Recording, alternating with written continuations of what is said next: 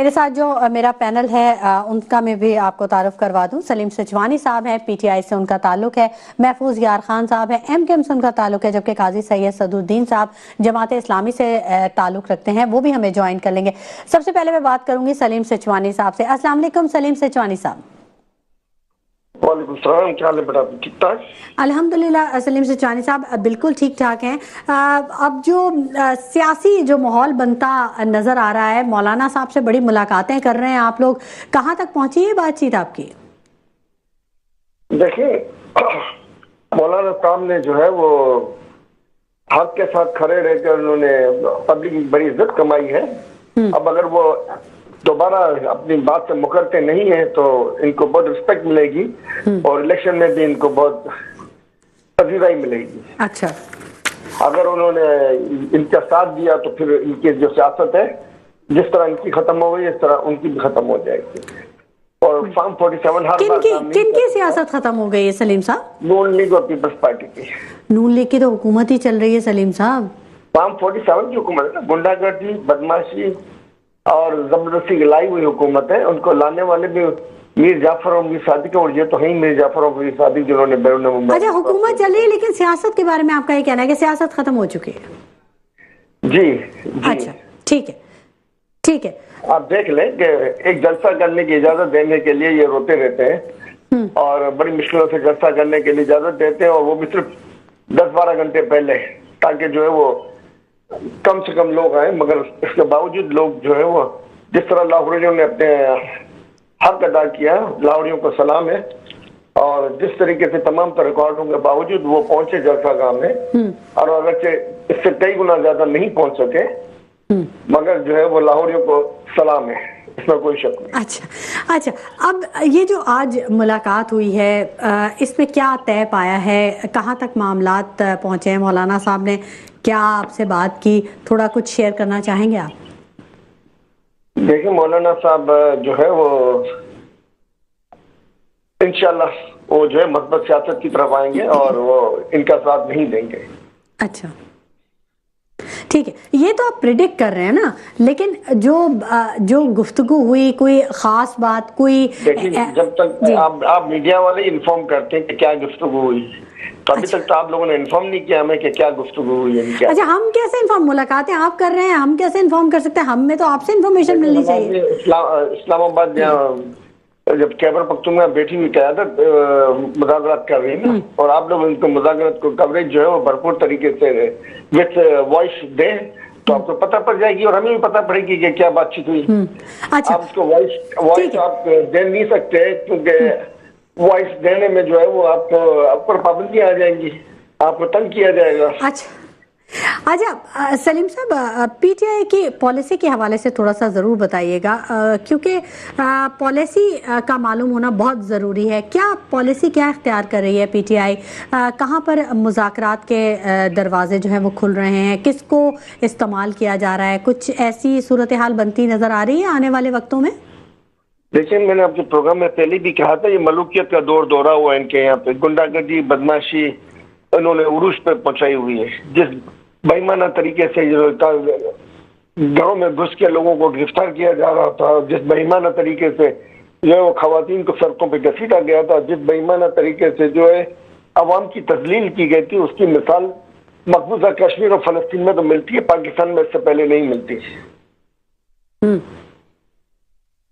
ठीक है, तो अब क्या पॉलिसी है पीटीआई की? एस्टैब्लिशमेंट से मुज़ाकरात होने जा रहे हैं?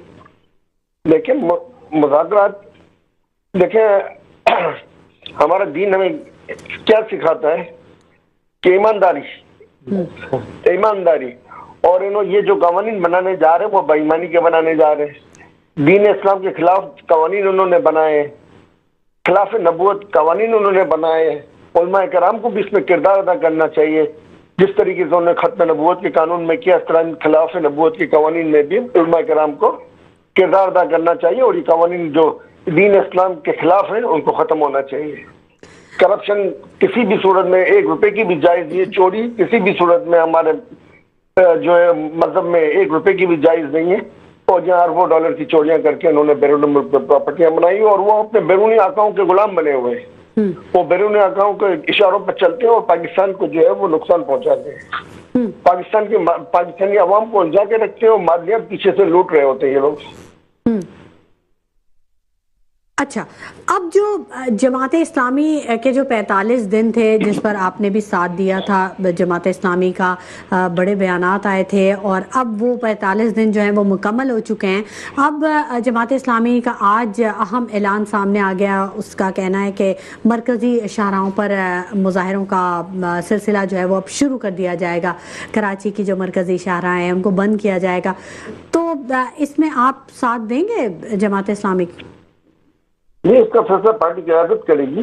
अच्छा, कि क्या करना है, इसमें क्या पोजीशन लेनी है, क्या स्टैंड लेनी है। मतलब ये जिस तरीके से वो रिटर्न हुए थे वो एक आपने मजम्मत तरीका था कि बजाय इससे कुछ कमी कराने के मजीद बिजली के बिलों में इजाफा करके ये वापस आए थे।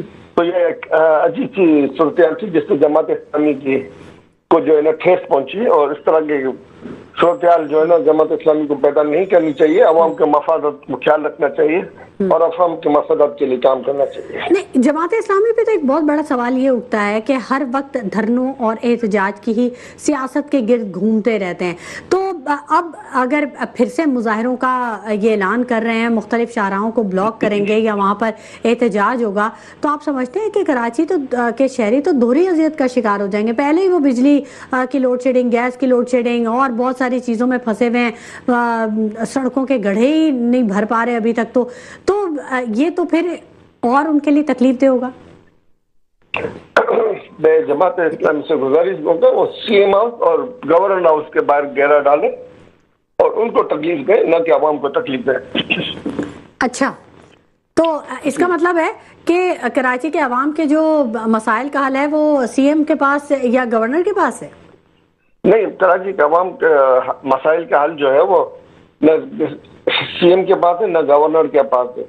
कराची के मसाइल का हल में जो कराची इतने मसाइल में उलझा हुआ उसकी बुनियादी वजह करप्शन है और वो सीएम भी इसमें मुलविस है और गवर्नर साहब भी इसमें मुलविस है। तो जब तक ये करप्शन का खात्मा नहीं होगा मुल्क आगे नहीं जा सकता। और सलीम साहब, ये बहुत बड़ा इल्जाम आपने आयद कर दिया। जरूरी है कि करप्शन मुकम्मल तौर पर खत्म की जाए। बिल्कुल, करप्शन तो होनी ही नहीं चाहिए, लेकिन ये आपने बहुत बड़ा इल्ज़ाम आयद कर दिया है। एक गवर्नमेंट जो कि 15, 16, 17 सालों से उसकी यहाँ पर हुकूमत है, उसके सीएम को आप करप्शन में इन्वॉल्व करा दे रहे हैं, तो ये तो बहुत बड़ा इल्ज़ाम है। 15, 16, 17 साल में जो पैसे तरक्याती मद में जो खर्च किए गए, जिस तरह सखर हैदराबाद मोटरवे को जो है गायब कर दिया गया और करप्शन करके, तो आप देखेंगे तो इस तरह के बहुत से वाकयात हैं जिससे मुल्क आगे की तरफ नहीं गया, सूबा आगे की तरफ नहीं गया, बल्कि सूबा पीछे की तरफ आया है। ठीक है। अच्छा, अब जो कुछ सियासी माहौल की जब हम बात कर रहे हैं, अब इसमें ये एहतजाज और मुजाहरों का दोबारा से एक सिलसिला जो है वो शुरू होने जा रहा है, तो सियासी माहौल में इससे कुछ असर पड़ेगा, कुछ दबाव बढ़ेगा, अवामी मसाइल हल करने की तरफ हुकूमत तवज्जो देगी या हुकूमत अपने ही बयानात और इल्ज़ामात में उलझी रहेगी? जी, ये हुकूमत आप देख रहे हैं कि एक भी इकदाम ऐसा नहीं है जिससे मुल्क की इकनॉमी बेहतर हो, जिससे मुल्क आवाम की बेहतरी, आवाम के इकनॉमी में बेहतरी आ रही हो। और डेमो की तामीर के ऊपर उन्होंने काम रोक दिया, जो कि डेमो की तामीर जो है वो बहुत जरूरी है, उसके ऊपर काम रोक दिया। वहां से हमें सस्ती बिजली मिलती, वहां से हमें ज़राअत के लिए पानी मिलता, और ये तो डेमो को बेचने लगे, जैसे गाजी परोठा डैम को बेचने की प्लानिंग कर रहे थे। और इस तरह के जब इकदाम कर रहे हैं और उनको सपोर्ट कर रहे हैं जो लोग, वो भी मुल्क से गद्दारी कर रहे हैं, ये तो कर ही रहे हैं गद्दारी।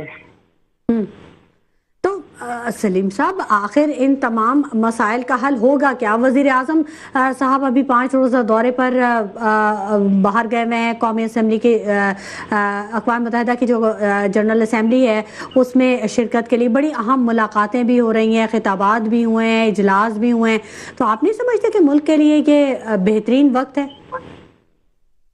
देखिए, मुल्क के लिए हर वक्त बेहतरीन है। जब ये ईमानदारी से काम करना शुरू, उस वक्त से मुल्क के लिए वो वक्त बेहतरीन हो जाएगा और मुल्क आगे की तरफ जाने लगेगा।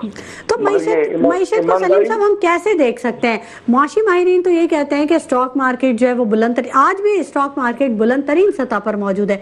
तो अगर मईशत इतनी खराब है, मुआशी माहिरीन जो है वो स्टॉक को जो है जुआ का अड्डा बनाया हुआ है।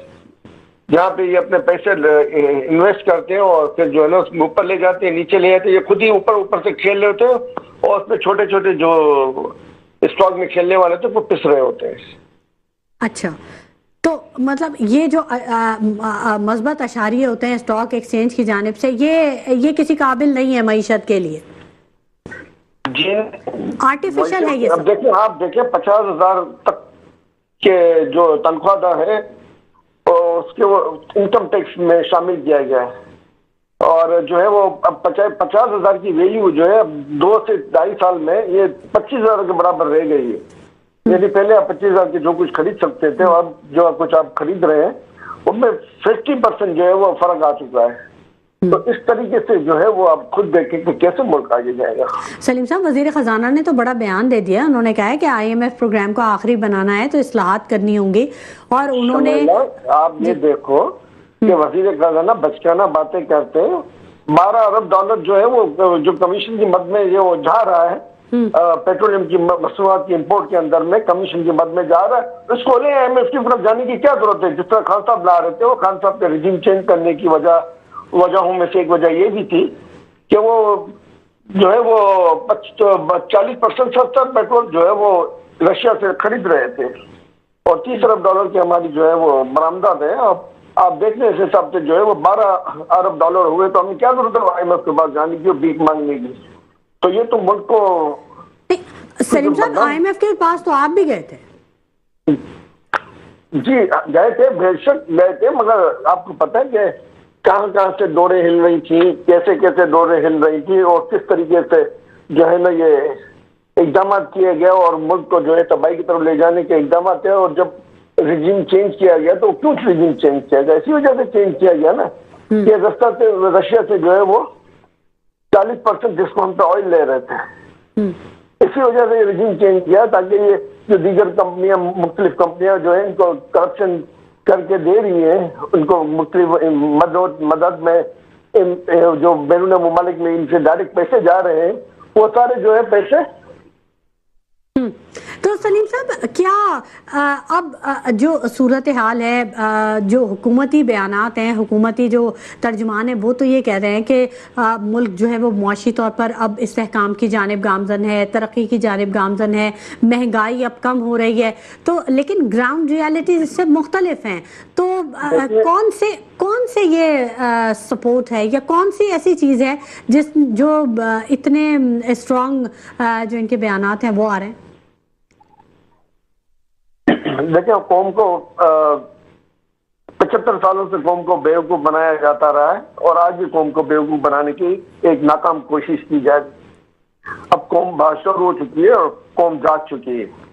अब इनके बहकाऊ में कौम आने के लिए तैयार नहीं है और इसीलिए जो है वो सूबायत की सियासत की तरफ बढ़ने की कोशिश कर रहे हैं, मगर इनको उसमें भी नाकाम होगी। और इसी में इन्होंने जो है वो उल्टी सीधी जो इजरायली जो उन्होंने बात की थी कि इजराइल ने जो है ना आर्टिकल लिखा था, तो आप बताएं इजराइल ने आर्टिकल लिखा तो किसने लिखवाया था? ये नून लीग वालों का ही कारनामे है और उनके इजरायली एजेंटों के कारनामे जिन्होंने इनसे आर्टिकल लिखवाया। अच्छा जी बिल्कुल। तो क्या इससे क्या फायदा हुआ उनको? इससे इनका मकसद ये था कि खान साहब को हम अवाम में बदनाम करें और खान साहब को जो है पॉपुलरिटी कम करें, मगर अवाम जाग चुकी है और अवाम इनसे बेवकूफ बनने के लिए तैयार नहीं है। अभी आप लाहौर में भी जलसा करने जा रहे हैं दोबारा, अली अमीन गंडापुर साहब का कोई बयान आया है इस तरह का?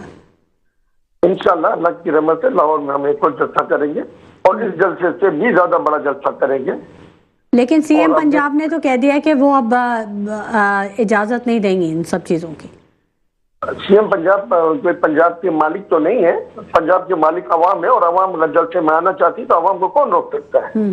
कराची में भी कोई प्लान है?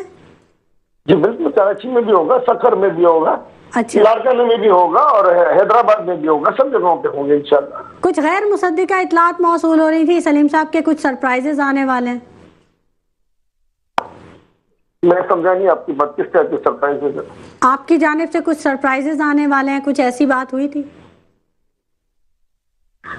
सरप्राइजेज तो आप इंशाल्लाह आएंगे और उनको नाकामी होगी, जो ये बड़े पुरुम्मीद है कि हम जो अमेंडमेंट करवा लेंगे, मगर इंशाल्लाह इनको नाकामी होगी और मौलाना साहब और दीगर MNA जो है इनकी गुलाम नहीं बनेंगे और अवाम में अपनी मकबूलियत को निशाना नहीं बनवाएंगे।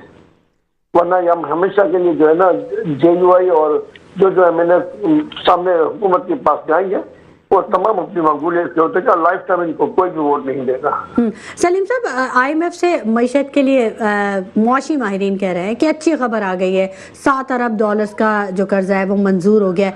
तो कैसे देखते हैं आप, आगे मुल्क के लिए बेहतरी साबित होगी इस $7 अरब का कर्ज? मैंने अभी आपको थोड़ी देर पहले कहा था कि जब ईरान से इंडिया पेट्रोल ले सकता है, ईरान से जब चाइना पेट्रोल ले सकता है, ये रशिया से जब इंडिया पेट्रोल ले सकता है, रशिया से जब चाइना पेट्रोल ले सकता है, तो हम क्यों नहीं?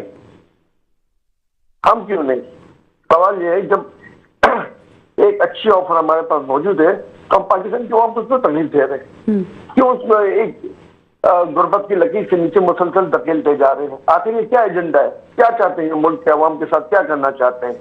ये वही कुछ करना चाहते हैं कि पाकिस्तान की अवाम उलझी रहे और हमारी मादियां लूटते रहे और अवाम का कोई पुरसान हाल ना हो। आपके सामने हमारी मादियात के खजाने लूट रहे हैं, हमारी जहानत के खजाने लूट रहे हैं और कौम जो है तनज़्ज़ुली की तरफ जा रही है और किसी को कोई परवाह नहीं है। सलीम साहब, इलेक्शन तरमीमी एक्ट को फौकियत दी जाए या अदालती फैसले को इलेक्शन कमीशन ने सुप्रीम कोर्ट से रुजू किया है, ये बहुत अहम मामला है, एक कोई नया रुख इख्तियार करेगा? नहीं, मुझे उम्मीद है अल्लाह की रहमत से कोई नया रुख इख्तियार नहीं करेगा, वही रुख रहेगा जो पहले पास हुआ था, जो पहले जजमेंट आया था। अच्छा, ठीक है। सलीम साहब, आपका मौक़िफ़ आ गया है आपकी पार्टी की जानिब से भी, कुछ मैसेज देना चाहेंगे आप? मैं इन तमाम इस्टेब्लिशमेंट और हुकूमत को ये मैसेज देना चाहूँगा कि वो कुरान शरीफ का तर्जुमा पढ़ें और उसके मुताबिक जिंदगी में अल्लाह और आखिरत पर ईमान लाएं, जिसका कई दफा जिक्र हुआ है और हमने इस मैन को आसान बना दिया ताकि तुम नसीहत हासिल करो। ठीक है, बहुत शुक्रिया सलीम सचवानी साहब, आपका मौक़िफ़ आ गया, आपने हमारे प्रोग्राम के लिए वक्त निकाला। नाज़रीन, गुफ्तगू का